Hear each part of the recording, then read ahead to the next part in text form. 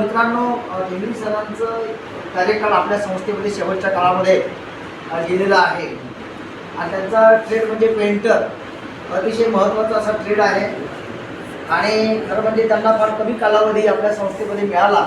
ढेंगरी सरांना, ढेंगरी सर म्हणजे झाडीपट्टीतलं जे गाव आहे चपराळ सोनी, मी वर्षाला होतो 93 ते 99 पर्यंत 6 वर्ष. त्यामुळे वर्षापासून 8 किलोमीटरवरती याचं गाव चपराळ सोनी आहे. तिथे खासदार दिवटे साहेब होते. ते वर्षी माझ्या ओळखीचे असल्यामुळे जाण्याचं सुरू होतं माझं त्यांच्याकडे.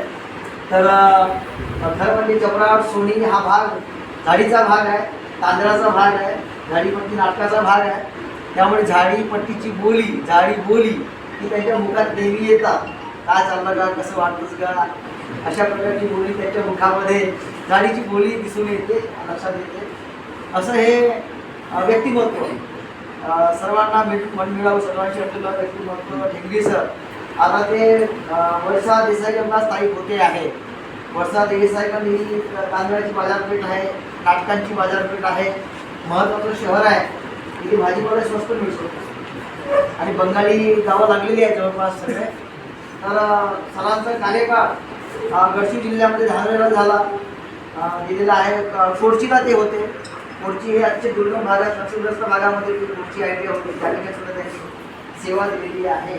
तर कोरचीचं जे ट्रेड होता पेंटर, सुरुवातीला ज्या स्टार्ट झाला त्यावेळी तिथे ॲडमिशन त्यासाठी आम्ही डिपार्टमेंटवरती मी होतो वर्षावर गेलो होतो. तर त्यावेळेस पेंटरचं ट्रेडला ॲडमिशन कोणी करतच नव्हतं, कोणी फार द्या नव्हते सर राजेंद्र साहेब. तर आम्ही काय केलं, एका गावामध्ये झुले नावाचा पेंटर होता कोरचीला. त्या झुले पेंटर कोणी एक वाघाचं चित्र बनवून टाकलं आणि बाजारात जेव्हा भरायचा जर बुधवारला ते बाजारामध्ये आम्ही टेबल ठेवला होता आणि टेबलासमोर आम्ही ते बाजाराचं चित्र ठेवलं होतं आणि फार्म ठेवले होते. म्हणजे असा एक प्रयोग आम्ही केला, वेगळा प्रयोग होता. सांगायची गोष्ट नाही, पण ते केला आणि सांगायला हरकत नाही. तर ते लोक, आदिवासी लोक यायचे वांगे टमाटर वगैरे घेण्यासाठी वगैरे. तर ते विचारायचे की बा हे वाघाचं चित्र कोण काढलं. मग आम्ही सांगायचो बा हे जुरे पेंटरने काढलं. पण असा ट्रेड आमच्या आयटीआयमध्ये आहे, पेंटर ट्रेड कोरचीला, आणि तुमच्या पोरांना तुम्ही याचा ॲडमिशन घेऊ शकता. मग हा फॉर्म घेऊन जा. त्यांना आम्ही फॉर्म देत होतो आणि यादी करत होतो. अशा प्रकारे बाजारामध्ये लोकांची नोंदणी करण्याचं काम त्यावेळेस आम्ही ते केलेलं आहे, याचा आनंद आम्हाला वाटतो. तर ते कोथरूडला सेवा दिलेली आहे, धानेराला दिलेली आहे, आपल्याकडे झालेली आहे. आणि विशेषतः पवनी जिल्हा भंडारा या ठिकाणी सुद्धा साथ त्यांनी सेवा दिलेली आहे. त्यांना समर्थ साथ आमच्या वहिनीने दिलेली आहे.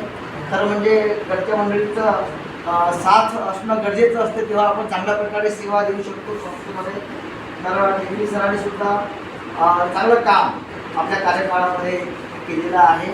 तर सरांचं पुढील आयुष्य निरोगी, निरामय, चांगलं जावं, उत्तम जावं. आणि त्यांचं जे क्षेत्र आहे पेंटिंगचं क्षेत्र, कारण ते BFA आहे त्या काळातले, बॅचलर ऑफ फाईन आर्ट्समध्ये तुकडोजी महाराज विद्यापीठातून ते त्या काळामध्ये ते पास झालेले व्यक्तिमत्व आहे, बॅचलर आहे. ते जर स्वतः एखाद्या चित्रकला महाविद्यालयात नसते आपल्या जिल्ह्यातल्या नवरगावला तर ती प्राचार्य झाले असते. पण ठीक आहे, आपल्याकडे तो प्रकार नाही आहे. तर मित्रांनो, एक चांगलं व्यक्तिमत्व म्हणून त्यांना आम्ही अनुभव आहे. त्यांना आम्ही खूप खूप शुभेच्छा देतो स्टाफ क्लबच्या वतीने.